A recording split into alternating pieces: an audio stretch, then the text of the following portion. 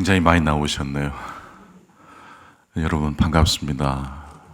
1년 만에 또 뵙는 것 같습니다. 형제 교회들이 이렇게 고난주간 이 시즌마다 함께 연대하고 또 마음을 모으고 함께 이렇게 은혜를 나눌 수 있게 된 것 얼마나 감사한지 모릅니다. 여행이란 공간을 이동하는 것이더라고요. 공간을 이동하면 만나는 사람이 달라지고 그러면 이야기가 바뀝니다. 늘 접하던 그런 공간 속에서 늘 접하던 이야기 속에 살던 저희들이 공간을 이동하면 그것이 쉼이 되고 회복이 됩니다. 제가 지금 그렇다는 뜻입니다. 여러분도 또 그런 은혜가 있게 되기를 바랍니다. 오늘 말씀의 제목은 십자가 그 공의와 정의의 능력입니다.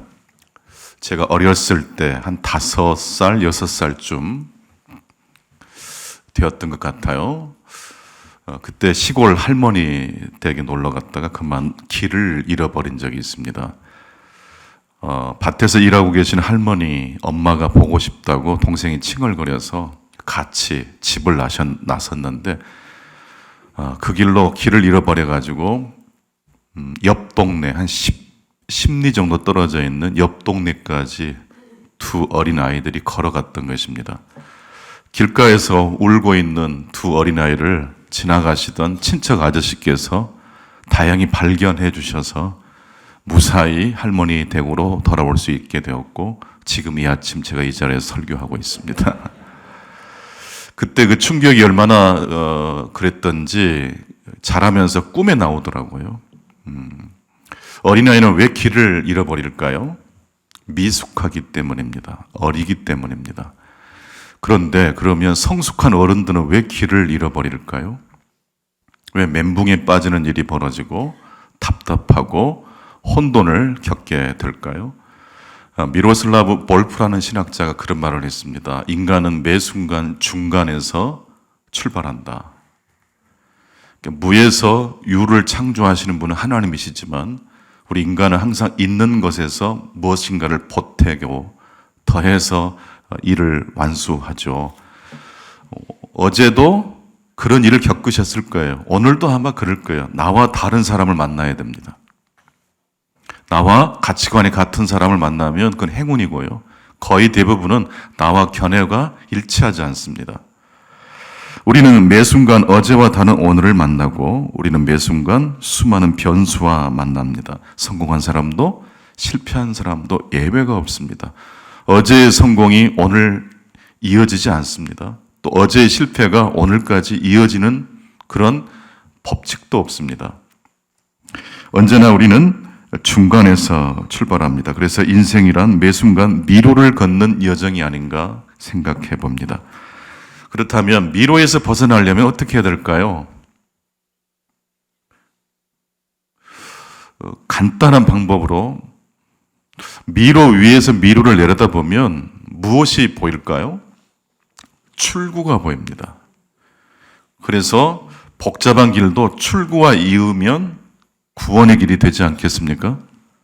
아마 우리 인생도 지금 굉장히 답답하고 복잡한 일이 분명히 있을 텐데 우리의 시선으로만 보니까 그게 풀어지지 않는 숙제처럼 보이죠. 근데 위에서 내려다보면 분명히 출구가 보여지게 될 것입니다. 성경은 그런 점에서 볼 때 위에서 아래로 내려다보는 책이라고 저는 생각합니다. 빅 스토리. 그래서 우리의 작은 이야기를 하나님의 말씀으로 해석할 때 희망이 또 생기고 해결책이 보이게 되는 것입니다. 출구와 이어진 미로는 더 이상 미로가 아닙니다. 그 미로는 사실 길이 됩니다. 요셉은 창세기 50장 20절을 말씀을 통해서 자신의 인생을 회고하면서 빅스토리 관점에서 자신의 인생을 회고하면서 이렇게 고백합니다. 당신들은 나를 헤아려 하였으나 하나님은 그것을 선으로 바꾸사 오늘과 같이 많은 백성의 생명을 구원하게 하시려 하셨나니. 17살 때 형님들의 질투와 시기 때문에 구덩이에 빠졌고 노예로 팔려갔던 요셉. 구덩이에 빠지고 노예로 팔려갔을 때 내 운명이 어떻게 될지 요셉은 알지 못했습니다. 그냥 미로에 갇혔다고 생각했죠. 총리 대신이 됐을 때도 왜 내가 이렇게 높은 자리에 올랐는지 잘 몰랐던 것입니다. 이제 아버지 야곱이 돌아가시고 난 다음에 형님들과 다시 마주한 자리에서 성령께서 역사하시니까 자신의 위치, 자신의 지난날의 삶이 해석되는 겁니다.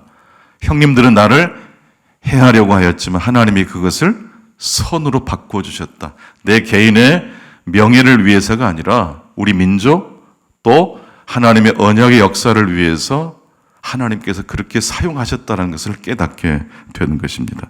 모든 성경은 빅스토리, 위에서 아래로 내려다보는 책입니다. 요한일서 말씀 역시 그렇습니다. 그래서 요한일서는 무엇이 선이고 무엇이 악인지를 빅스토리 관점에서 우리들에게 조명해 줍니다. 그리고 미로를 벗어나기 위해서 우리가 어떻게 해야 되는지도 말씀해 주고 있습니다. 요한일서에서 말씀하는 악은 출구와 이어지지 않는 길을 걷는 사람을 가리켜서 악이라고 말합니다. 첫 번째 이 아침 우리에게 주신 말씀입니다. 출구와 이어지지 않는 길을 걷는 사람이 악이라는 말씀입니다. 여기서 출구는 무엇을 가리킬까요? 요한일서 공동체가 말씀하고 깨달은 출구, 구원은 무엇이었을까요? 또한 그 출구가 아닌 길로 구원의 길이라고 잘못된 가르침을 가르쳤던 사람들은 누구였을까요? 요한일서는 입으로는 예수 그리스도를 믿는다고 하면서도 육체로 오신 예수가 그리스도임을 부인한 사람들이 있었다고 합니다. 육체로 오신 예수님은 별로 중요하지 않아요. 그리스도만 중요한 거예요. 그러니까 하늘의 영적인 일만 중요한 것이지 이 땅의 일은 별로 그렇게 중요하지 않습니다. 나는 지금 하늘의 이치를 깨달았기 때문에 이제 이 땅의 일은 별로 중요하지 않아요. 거짓말해도 괜찮아요. 누군가를 아프게 해도 괜찮아요. 왜냐하면 나는 이미 하늘의 이치를 깨달은 사람이니까.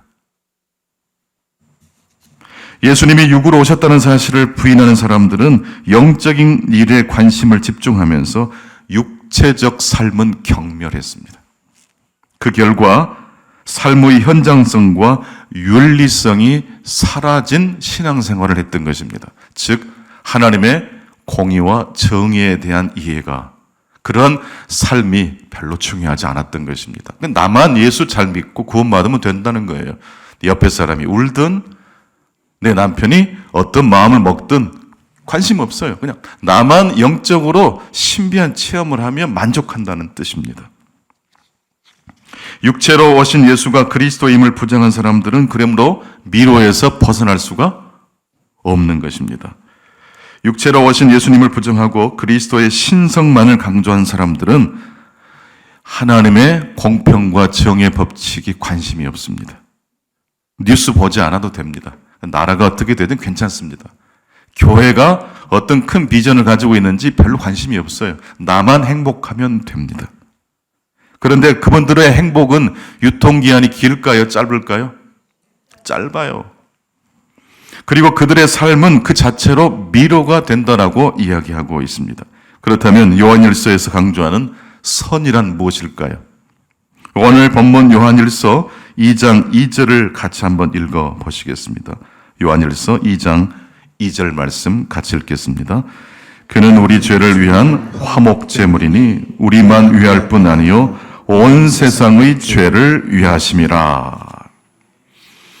그는 우리 죄를 위한 화목제물, 속죄의 제물로 십자가에 달려 죽으셨습니다. 그런데 그 예수님의 십자가는 우리를 위할 뿐만 아니라 이 세상의 죄를 위해서도 그렇게 십자가를 지었다고 말씀하고 있습니다. 예수님의 십자가는 결코 먹거리로, 상징으로, 심볼로 내 개인이 소유할 수 있는 것이 아닙니다. 예수님을 믿는 사람들은 당연히 자신의 구원을 넘어서서 온 세상의 죄를 위하여 십자가를 지신 예수 그리스도의 은총을 힘입어 우리 역시 그런 삶을 향하여 나아가게 된다는 말씀입니다. 두 번째 이 아침 우리에게 주신 말씀입니다. 예수님은 우리와 온 세상의 화목제물이 되셨습니다. 십자가는 하나님의 공의와 우리의 죄가 교환되는 장소입니다. 여러분의 죄가 하나님의 공의와 교환되시는 체험들이 있게 되기를 바랍니다. 십자가는 우리의 죄를 예수님께서 가져가시고 예수님의 의를 우리에게 입혀주신 장소입니다. 십자가를 통해 하나님의 의는 우리 인간의 의의 근거가 되었습니다. 그런데 여러분, 예수님의 보혈의 피로 우리의 죄가 사함 받는 걸로 만족하면 안 됩니다. 그 하나님의 신실하심이, 그 하나님의 의가 우리의 의의 근거가 된 것으로 만족하면 안 됩니다. 우리의 의로움은 예수 그리스도의 은혜를 힘입어 의롭게 된 것으로 만족하면 안 됩니다. 하나님의 신실하심에 우리의 의가 부합되는 삶까지 살아가실 수 있기를 축원합니다. 하나님의 의로 의롭게 된 우리 인간의 의는 하나님의 신실하심에 부합될 때라야 진정한 의가 된다는 말씀입니다. 그래서 오늘 예배 시간 마치시고 은혜스럽게 기도하고 나가실 때 여러분의 삶이 하나님의 은혜와 부합되는 발걸음이 되셔야 한다는 말씀이에요. 그리고 아침에 이제 식사로 준비하러 가실 때 누군가 여러분들을 거슬리게 해도 잘 감당하실 수 있기를 바랍니다. 내가 이렇게 오늘 또 영적으로 충만했는데 왜 저 사람이 나한테 시비를 걸지? 그러면 안 돼요. 그렇죠? 은혜를 경험 못한 사람들은 말이 거칠고 엉뚱한 말을 해요. 은혜 받은 우리가 하나님의 신실하심에 부합한 삶으로 누구에게 응답해야 됩니까? 하나님께 응답해야 되겠죠. 근데 하나님은요, 이렇게 말씀하셔요. 너와 가까이 있는 사람에게 네가 받은 은혜를 흘려보내 주어라. 여러분의 직장 생활에 여러분을 힘들게 하는 동료에게 그 사람이 눈치채지 않게 하나님의 의가 여러분을 통해서 흘려 나가실 수 있기를 축원합니다. 하나님의 의를 소유한 그리스도인들은 하나님의 의를 세상 가운데로 흘려보낼 수밖에 없습니다. 왜 예수님께서 우리의 죄를 십자가에 지고 달려 죽으셨을까요? 나를 구원하시기 위해서, 그리고 나와 관계된 사람들에게 그리스도의 빛을 알려주시기 위해서입니다. 출구와 이어지지 않는 길을 걷는 사람이 악입니다. 하나님의 영적 지식만 추구하고 이 땅의 삶을 무시해버리는 그 삶이 악입니다. 두 번째로 우리와 온 세상의 화목제물이 되신 예수 그리스도가 선입니다. 마지막 끝으로 요한일서는 예수 그리스도를 드러내는 문장을 읽을 때마다 항상 그리스도가 아니라 예수의 방점을 찍으라고 권면하고 있습니다. 요한일서 2장 1절입니다. 나의 자녀들아, 내가 이것을 너에게 쓰면 너희로 죄를 범하지 않게 하려 함이라. 만일 누가 죄를 범하여도 아버지 앞에서 우리에게 대언자가 있으니 곧 의로우신 예수 그리스도시라. 예수가 그리스도, 예수님이 메시아가 구원자가 되신다. 그런데 여기에서 방점을 그리스도에 찍지 말고 어디에 찍으라는 것입니까? 예수. 별로 이게 큰 차이도 없는 건 말 같고 별로 중요하지 않은 말처럼 보이지만 이 작은 차이가 어마어마한 결과를 낳게 된다라고 요한일서 저자가 말씀하고 있습니다. 세 번째, 그리스도가 아닌 예수의 우리들이 방점을 찍어야 되는 이유가 무엇일까요? 요한일서 3장 11절로 12절을 보게 되면 가인이 아벨을 죽인 사건을 요한일서 저자가 언급합니다. 여러분, 가인이 동생 아벨을 왜 죽였습니까? 땅의 문제 때문에 죽인 겁니까? 하늘의 문제 때문에 죽인 겁니까? 나의 제사는 하나님께 연락이 안 됐어요. 동생의 제사는 하나님께 연락됐어요. 그래서 열받아서 동생을 죽인 것 아닙니까? 땅의 문제입니까? 하늘의 문제입니까? 영적인 문제 때문에 동생을 죽였어요? 아니면 이 땅의 삶의 이야기를 서로 끌어안고 부딪히다가 동생을 죽인 거예요? 아니, 지금 그럴 수는 있죠. 우리 사는 세상에서 보면 같이 어떤 문제 때문에, 땅의 문제 때문에 다툴 수 있고 서로 상처를 줄 수 있잖아요. 근데 가인이 동생을 죽인 사건은 유산 문제입니까? 하늘의 영적인 문제 때문에 동생을 죽였다는 거예요. 이게 말이 됩니까? 가인은 그리스도의 방점을 찍은 사람입니까? 예수의 방점을 찍은 사람입니까? 예수님은 복음서를 읽어보면 바리새인 서기관들 율법학자들이 신학적 문제를 가지고 와서 예수님을 자꾸 괴롭혀요. 근데 예수님은 신학보다 무엇을 좀 더 강조하셨던가요? 신음하고 있는 사람들의 숨소리, 고통의 절규에 먼저 다가가셨어요. 먼저 살려낸 다음에 그 사람들이 온전할 수 있는 길로 안내하지 않으셨습니까? 삭개오에게 너 회개하고 분명하게 사람들에게 다 해코지 한 거 다 보상하고 나면 내가 너를 만나줄게, 면담해줄게 그러지 않으셨어요. 삭개오가 올라가 있는 돌 무화과 나무 그 방향으로 걸어가시더니 삭개오를 쳐다보시면서 삭개오야, 오늘 내가 너희 집에 유화해야 될 테니까 빨리 내려오너라. 삭개오야 라고 예수님께서 부르실 때 삭개오는 어떤 삭개오였을까요? 많은 사람들이 불평하고 또 지적하는 문제 많은 삭개오를 이야기하신 겁니까? 어제와 다른 새롭게 다시 시작할 수 있는 삭개오의 이름을 불러주신 겁니까? 여러분 혹시 그 스파게티 좋아하시는 분 계세요? 그런데 스파게티를 먹다가 지난번 먹은 스파게티가 참 맛있었는데 그럴 때 있잖아요. 그때 유럽 여행 중에 먹었던 스파게티 기아히 소환시켜가지고 지금 내 눈앞에 있는 스파게티를 완전히 망가뜨릴 때가 있잖아요. 네. 우리는 그런 고정관념이 많아요. 과거의 좋은 경험을, 과거에 힘들었던 경험을 오늘에 투사를 해요. 오늘을 납작하게 만드는데 되게 우리들이 그 기술이 탁월해요. 예수님은요, 삭개오를 부를 때 어제의 삭개오를 부른 게 아니라 오늘 내 앞에 있는 목마른 사슴처럼 하나님을 찾고 있는 삭개오의 이름을 불러주신 거예요. 삭개오야 속히 내려오너라. 가인은 동생을 하늘의 문제 때문에 죽였다고 말씀드릴 수 있어요. 여러분 교회 안에서 신학적 문제 또 하늘의 이치를 가지고 막 열심히 말을 하고 다니면 그 교회는 굉장히 괴로운 교회가 돼요. 좀 부족해도 예수의 방점을 찍으실 수 있는 여러분의 목장, 여러분의 교회가 되실 수 있기를 축원합니다. 그러면 다 예뻐 보여요. 부족해도.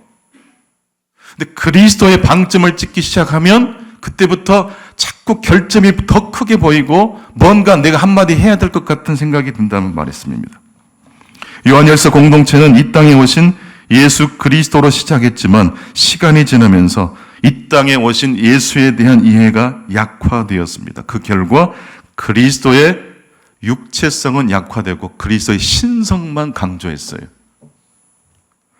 예수님이 없는 교회, 끔찍하죠? 다른 게 다 부족해도 예수님이 강조되면 회복이 돼요.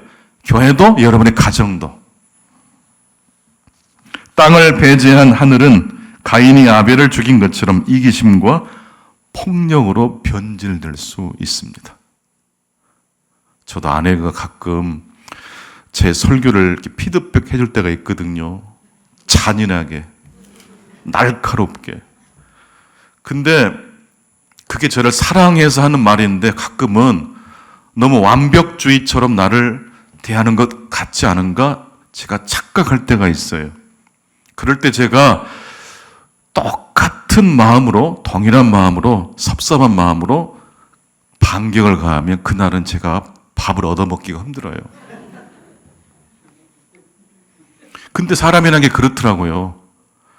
이렇게 좋은 출발을 좋은 마음으로 했다 할지라도 이렇게 피드백을 받으면요, 예수님이 안 보여요. 순식간에 그렇게 되더란 말이에요. 이것은 정말로 영적인 훈련을 해야 돼요. 성도 여러분, 예수의 방점입니까? 그리스도의 방점입니까? 피드백의 방점을 두면 안 돼요. 나를 위하여 십자가에 달려 죽으시고 부활하신 예수의 방점을 찍게 되실 수 있기를 바랍니다. 우리나라에서 그 기독교 윤리 실천 운동을 시작하신 분이 바로 손봉호 교수님, 장로님이십니다. 1987년도 이 운동을 출범할 때 발기인으로 함께 하신 분이 손봉호 교수님이십니다. 이분이야말로 우리나라의 사회에 공의와 정의가 세워지도록 애쓰신 분들 중에 한 분입니다. 예수님을 믿되 개인의 구원으로 머물지 않고 이 사회 속으로 하나님의 공의와 정의가 흘려보낼 수 있도록 애쓰신 분, 저는 이분을 꼽고 싶습니다. 이제 90이 다 되셨는데, 그렇다면 이분이 공의와 정의를 위해 사셨던 삶의 원동력이 어디에 있었을까? 공부 참 많이 하신 분이더라고요. 철학 공부도 하셨고 신학 공부도 하셨는데 그분의 공부가 그를 그렇게 변화시켰을까? 최근에 이 손봉호 교수님께서 자서전을 에세이식으로 쓰신 게 나왔어요. 추천해드리고 싶은데요. 거기에 보니까 어머니 이야기가 나와요. 그 어머니 이야기를 읽다가 제가 고개를 끄덕였어요. 이분을 근원적으로 변화시킨 것은 이 어머니의 이야기구나. 초등학교 4학년 때 30대 젊은 부인이 손봉호 어린이에게 길을 물었습니다. 토성동이 어느 쪽이고, 죽은 아이를 업고 정신을 놓은 상태로 자기 집을 못 찾고 헤매고 있는 젊은 아주머니를 손봉호 어린이가 만난 거예요. 시골 아주 깡촌이었기 때문에 아이를 아파도 병원에 쉽게 데리고 갈 수 없었던 그런 시절이었습니다. 겨우겨우 어렵게 병원에 데려갔는데 너무 늦어버렸어요. 그 아이가 죽었어요. 그 죽은 아이를 업고 집으로 돌아가는데 자기 집을 못 찾아요. 어린 아이가 못 찾은 게 아니라 어른이. 하늘이 무너졌기 때문에.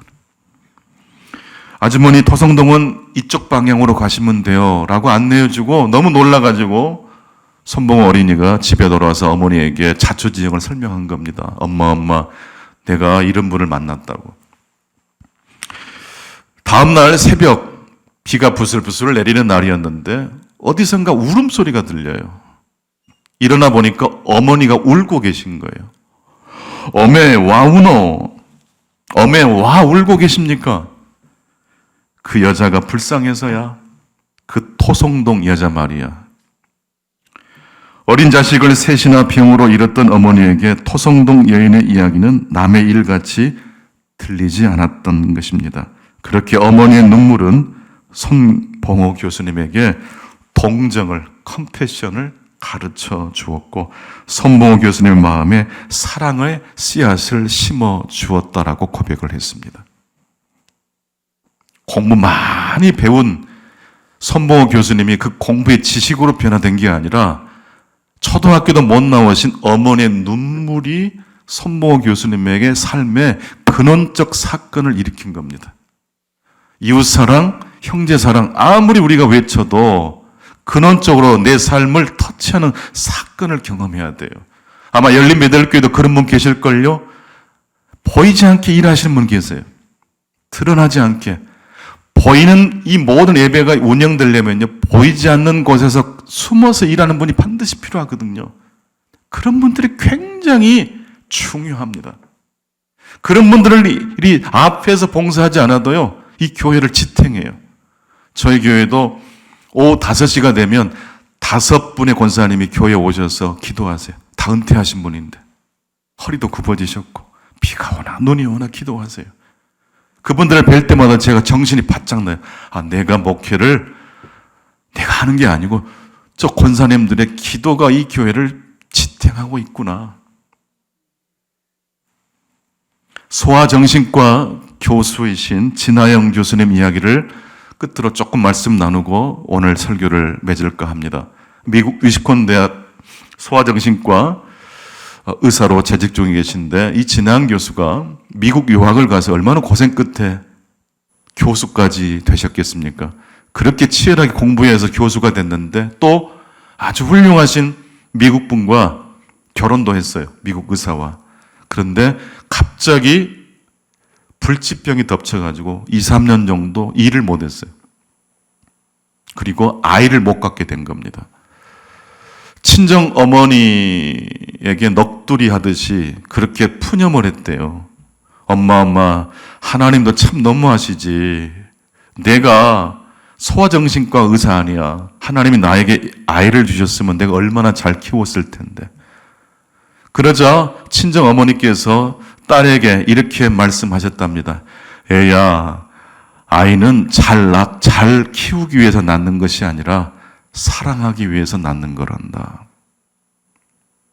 애야, 아이는 잘 키우기 위해서 낳는 것이 아니라 사랑하기 위해서 낳는 거란다. 많이 못 배우신 분이에요. 여러분, 하늘의 이치가 우리를 변화시키는 게 아니라 예수 그리스도의 마음을 품는 사람들의 삶이, 그들의 이야기가 우리를 변화시킵니다. 저희 집 막내가 MZ세대입니다. 식사를 할 때 저를 안 쳐다봅니다. 아이패드를 앞에 놓고 식사를 맛있게 하시고 저를 안 쳐다봐요. 근데 제가 요즘 그 아이와 잘 지낼까요? 못 지낼까요? 예? 잘 지내요. 왜냐하면 조건을 달지 않으니까요. 그냥 잘 지내기로 했거든요. 근데 어쩌다가 한 번씩 눈을 마주칠 때가 있어요. 너무 좋아요. 근데 99%는 눈을 안 마주칠 줄 알고도 감사하니까 별 문제가 안 돼요. 진하영 교수 스토리를 접하다가 아이는 잘 키우기 위해서가 아니라 뭐 하기 위해서요? 사랑하기 위해서 낳는 거란다라는 말을 듣고 제가 회개했거든요. 그때부터는 애들이 앞꼭지도 입고 뒷꼭지도 입고 다 이뻐요. 문을 쾅 하고 닫고 들어가도 이뻐요. 어디에 방점을 찍느냐에 따라서 이렇게 바뀝니다. 여러분의 삶의 미로 어떻게 하면 탈출할 수 있을까요? 그리스도가 아닌 예수의 방점을 찍게 되시기 바랍니다. 뭘 잘하기 위해서가 아니라 사랑이 초점이 되실 수 있는 이 고난주간 여러분의 삶에 의미 있는 삶이 지금부터 펼쳐질 수 있기를 축복합니다. 기도하겠습니다. 존귀하신 하나님, 우리를 위하여 이 땅에 오시고 십자가를 지으신 예수님의 사랑을 기억하고 묵상하고 그 사랑에 부합하는 신실한 삶이 되고자 이 아침 저희들이 나와서 주님 앞에 고개 숙이고 엎드렸습니다.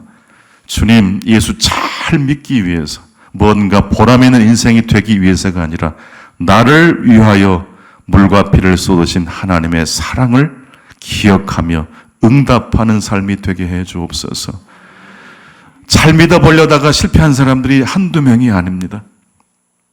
그저 예수의 사랑을 잘 받아들이는 바로 거기에서부터 시작할 수 있게 하시고 그리스도의 방점을 찍지 않고 아이들을 잘 키우는데 방점을 찍지 않고 예수님의 이름의 방점을 찍고 사랑의 방점을 찍는 우리의 삶이 오늘부터 시작되게 해 주옵소서. 예수 그리스도 이름으로 기도하옵나이다. 아멘.